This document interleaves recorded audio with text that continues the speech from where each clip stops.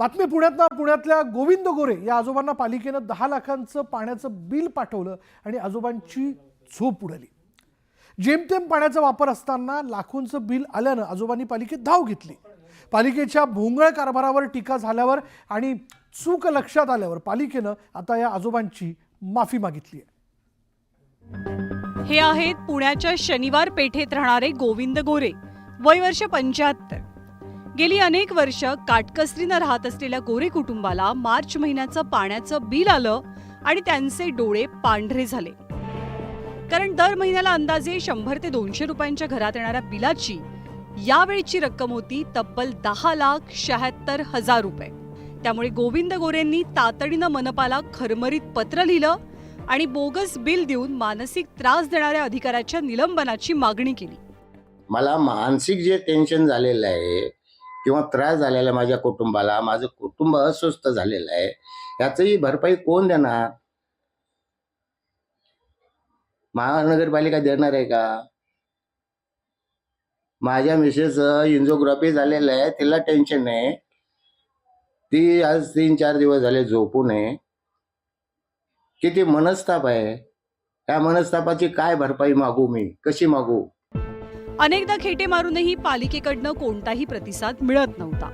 पण गोरे आजोबांनी प्रयत्न काही सोडले नाहीत आणि एक दिवशी अचानक 10,76,000चं हे बिल चुकून गोरे आजोबांच्या नावे फाडल्याचा साक्षात्कार पालिकेला झाला आणि आजोबांचा जीव भांड्यात पडला।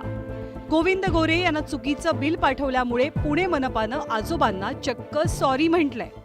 तर हे गोरे त्या सोसायटीचे बहुतेक पूर्वी चेअरमन किंवा सेक्रेटरी वगैरे असे होते, त्यामुळे त्यांचा नंबर त्या बिलासाठी अटॅच केलेला आहे। आता 31 मार्च असल्यामुळं याच्यामध्ये जेवढे काही थकबाकीदार आहेत तेवढ्या सगळ्यांना मेसेज पाठवलेला आहे। तर त्याच्यामध्ये ते सोसायटीचा थकबाकीचा मेसेज त्यांना तो गेलेला आहे, तर तो त्यांचा वैयक्तिक नाहीये। पण या पत्रानंतर सुद्धा आजोबांनी पुणे मनपाची चांगलीच कान उघडणी केली। जर माझ्या ठिकाणी मी थोडासा उभा राहिलो धीटपणे, जर माझ्या ठिकाणी दुसरे कुणी असतील तर त्याला अटॅक झाला असता, मृत्यू पावला असता। अशा घटना इतर नागरिकाच्या बाबतीत घडू नयेत ही माझी इच्छा आहे। आणि मलाही बीपी वाढला, माझंही अगदी टेन्शन वाढले, माझ्या मिसेसचे टेन्शन वाढले। मिसेस एंजिओग्राफी झालेली आहे, तिलाही बीपी आहे।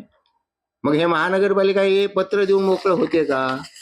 हे पत्र देऊन जमतंय का?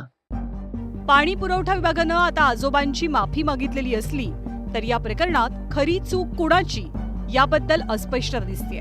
पण या निमित्तानं पुन्हा एकदा पालिकेचा भोंगळ कारभार समोर आल्याची चर्चा आहे।